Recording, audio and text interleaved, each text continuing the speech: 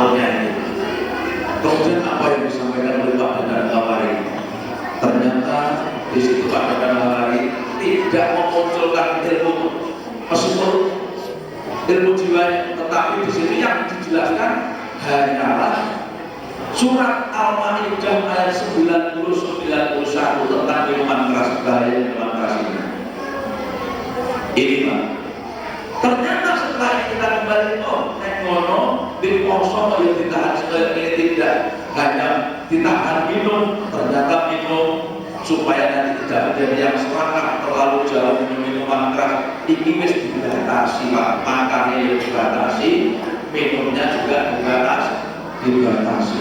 Ini yang kedua, puasa ini. Kemudian yang ketiga, puasa ini dituntunkan supaya puasanya betul nanti bisa menghapus dosa seperti bayi baru lahir. Itu adalah omongannya.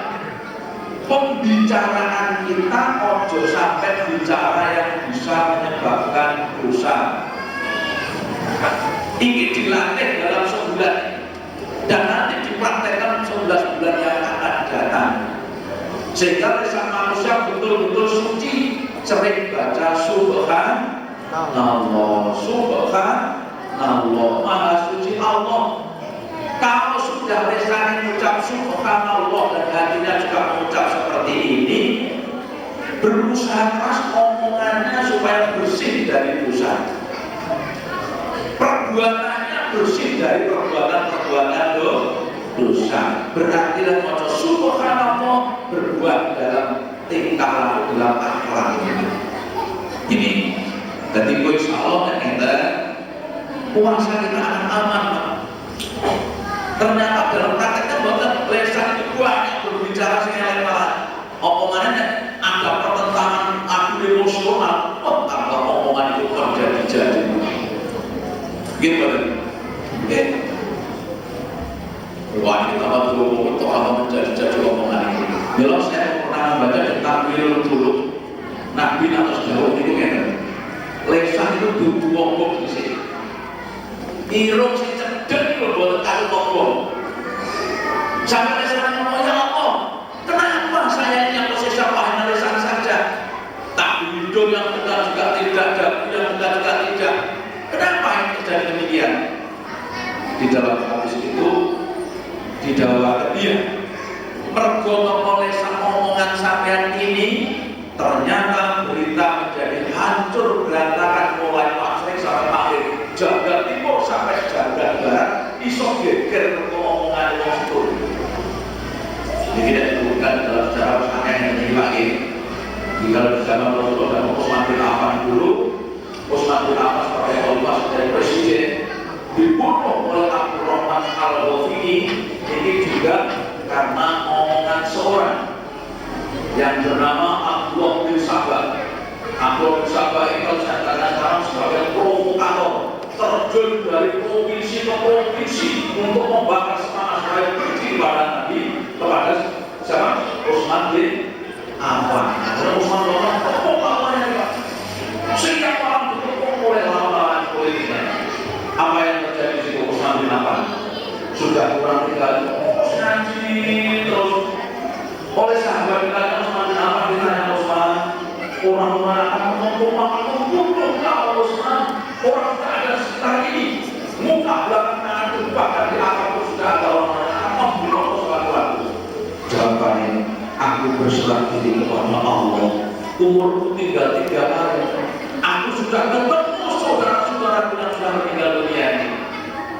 Utsman bin Affan kurang orang dino ditanya Utsman, mari kita tinggalkan diri hubungan ini. Tidak, saya bersiap untuk ketemu saudara-saudara yang sudah meninggal dunia. Utsman bin Affan luar biasa sekali. Akhirnya tinggal sehari, tidak ayo kita udah umurku tinggal sehari, tetap membaca Al-Quran. Ketika membaca Al-Quran di tengah-tengah Al-Quran pasukan besar-besar. Fasaya fika Utsman bin Affan, ada orang yang masuk dengan pedang yang sudah beritu racun, diangkat pedang ini pada lehernya langsung putus leher Utsman bin Affan. Jadi Abdurrahman Al-Ghafiri niki ceritanya ini wow lesan seorang yang menjadi provokator. Abdullah bin Salam tercatat dalam sejarah menjadi provokator tidak provinsi seperti ini, sehingga terpotong leher Utsman bin Affan. Niki pertama jadi nek moso lesane supaya tidak ngomong sing dosa ini kok bener banget ya Pak ya. Ya toh ya. Dengan omongan orang satu ini bisa membakar semangat untuk menjadi permusuhan. Ini pernah terjadi di zaman Utsman bin Affan. Kalau saya tadi apa? Makan, minum, omongan ya. Yang keempat apa? Perbuatan Pak. Perbuatan jangan sampai berbuat dosa. Sering saya sampaikan dalam anggota tubuh diimankan sejak awal ini supaya tidak berbuat dosa. Mulai tadi apa? Lesannya imankan supaya tidak ngomong yang dosa. Sebab omongan nanti akan direkam oke. Yang kedua, tangannya mau sampai berbuat dosa. Imankan tangan ini. Mergo apa yang kita kerjakan tangan ini bisa nyimpen dan ini nanti bisa laporan kepada Allah Subhanahu wa ta'ala. Akhirnya apa di situ terus jelek? Di situ adalah tangan ini Allah sudah menjelaskan di dalam Quran surat Yasin ayat 65 al-yawma nakhtimu ala afwahihim wa tukallimuna aydihim wa tashhadu arjuluhum bima kanu yaksibun. Yen wis teko titiwan sine dina kiamat lesan sudah digembok. Kenapa? Lesan manusia sering bohong kalau ada angin yang menguntungkan ini. Kalau ada situasi yang menguntungkan dia akan lari. Situasi yang menguntungkan itu walaupun berbuat bohong. Ini lesannya digembok ini.